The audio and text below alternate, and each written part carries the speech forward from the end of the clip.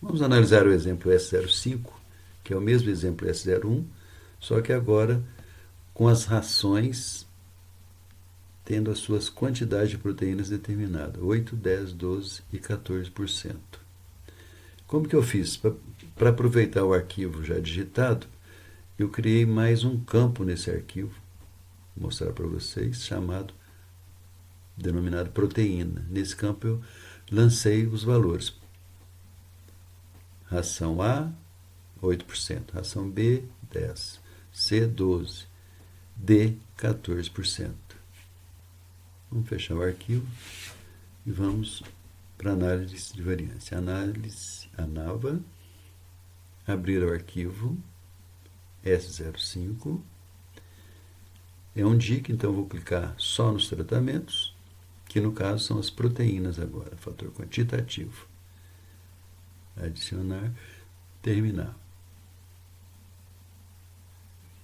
Clico nos tratamentos, peço regressão. Como eu tenho 4 doses, 3 graus de liberdade, deixo um para o desvio de regressão, vou marcar o efeito linear e o efeito quadrático, 2 modelos. Variável resposta digestibilidade. Finalizar. Está pronta a análise. Digestibilidade, temos aqui o teste F para dose de proteína significativa 5% e um coeficiente de variação 3,3. Bom, vamos ver o modelo linear. Os parâmetros beta 0 e beta 1, a estimativa dos parâmetros e o erro padrão, teste T para os parâmetros, igual a 0. Todos dois significativos, então os parâmetros são estatisticamente diferentes de 0. O R2, 95%. A quadrática. Os parâmetros beta 0, beta 1, beta 2. Os testes, veja o teste, o valor P, nenhum significativo, R2, 98. Análise de regressão, efeito do primeiro grau, efeito do segundo, cada um com grau de liberdade, sobrou um desvio.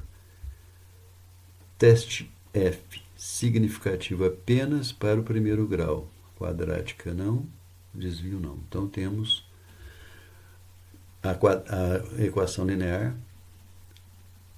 selecionada, porque ela tem teste significativo para o efeito e um R2 maior que 80.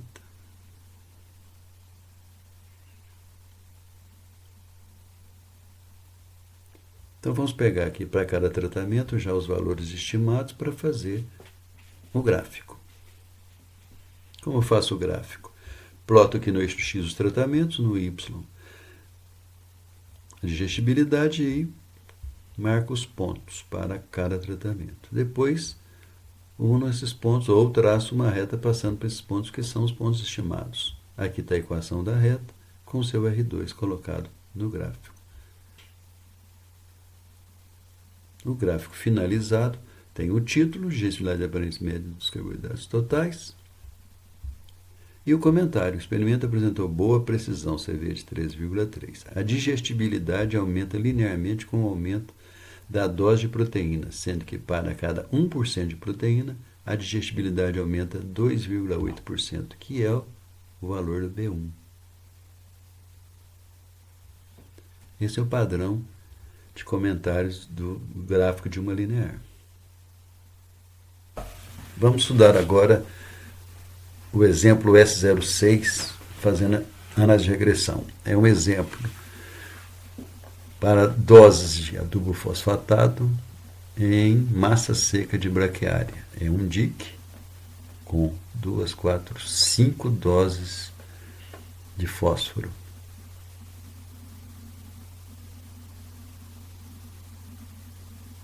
Vamos escolher aqui S06.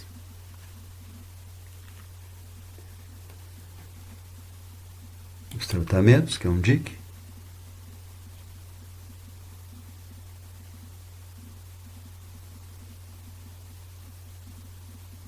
E para as doses, escolher regressão, análise de regressão. Como são 5 doses, eu tenho 4 graus de liberdade. Posso escolher 3 modelos, ainda sobra 1 grau de liberdade para o desvio de regressão. Marquei em sequência, primeiro, segundo e terceiro graus. Variável resposta em massa seca. Está pronta a análise. Vamos ver aqui, massa seca, teste significativo para tratamento, linear, efeito primeiro grau, beta 0 e beta 1. Os valores, erro padrão, teste T para os valores, todos dois significativos, beta 0 e beta 1. R2 maior que 80, bom. O efeito do segundo grau, beta 0, beta 1, beta 2, todos significativos, todos os parâmetros também diferentes de zero. R2, 98,7. Vamos ver o terceiro grau, beta 0, beta 1, beta 2, beta 3. Aqui eu já tenho só o beta 0 e beta 1 significativos, os outros dois não. R2 maior, 99,9. Na análise de regressão, eu tenho efeito do primeiro, efeito do segundo, efeito do terceiro grau e desvio de regressão. Vamos ver os testes. Significativo para o primeiro grau, significativo para o segundo. Então, a linear, a equação do primeiro grau serve, o efeito do segundo grau serve, ou a equação do segundo grau também serve. Do terceiro foi eliminada. Teste F não significativo. Então, agora eu tenho duas opções que eu vou escolher, decidir pelo R2. O R2 da linear, 81%. E o R2 da quadrática, 98,7%. Os dois efeitos significativos, vamos escolher a quadrática pelo maior R2. Vamos ver a figura com a equação.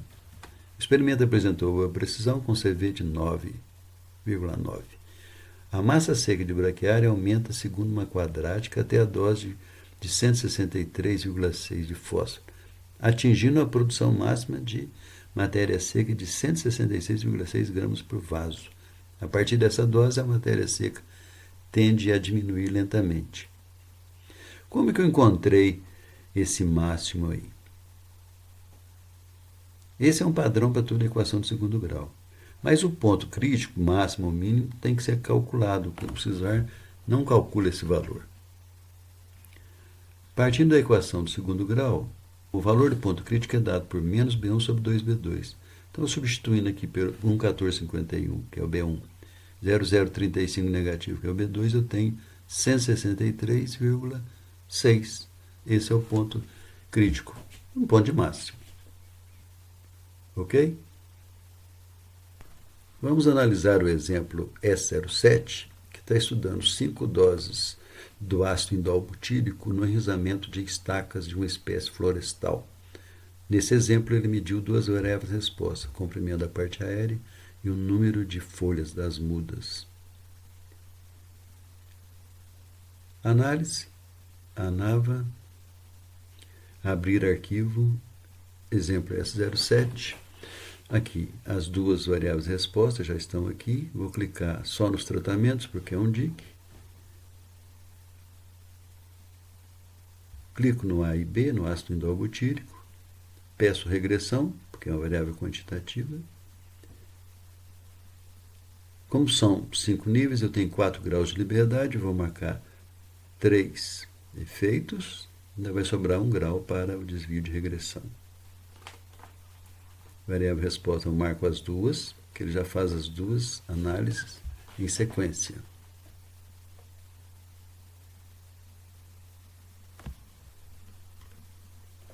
Resultado.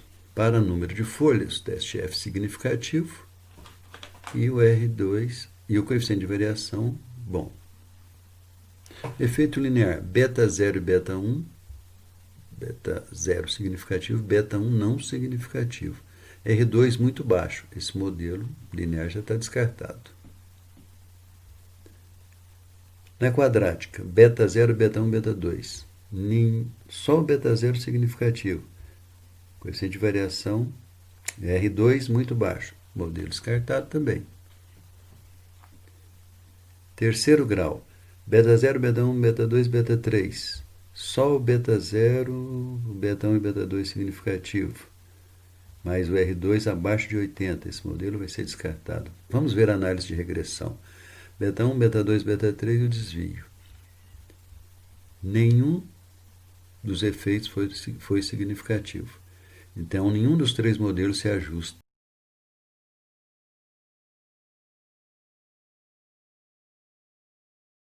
Vamos ver o comprimento da parte aérea. Teste F não significativo. CV bom. Com esse teste F não significativo, nem precisaria fazer regressão, mas como nós pedimos, vamos olhar como saíram os resultados. Linear beta 0 e beta 1, não significativo beta 1. Coeficiente de determinação pequeno, já descartado a linear. Segundo grau, beta 0, beta 1, beta 2, não significativo nem beta 1 nem beta 2. Coeficiente de determinação baixo, também sem ajuste.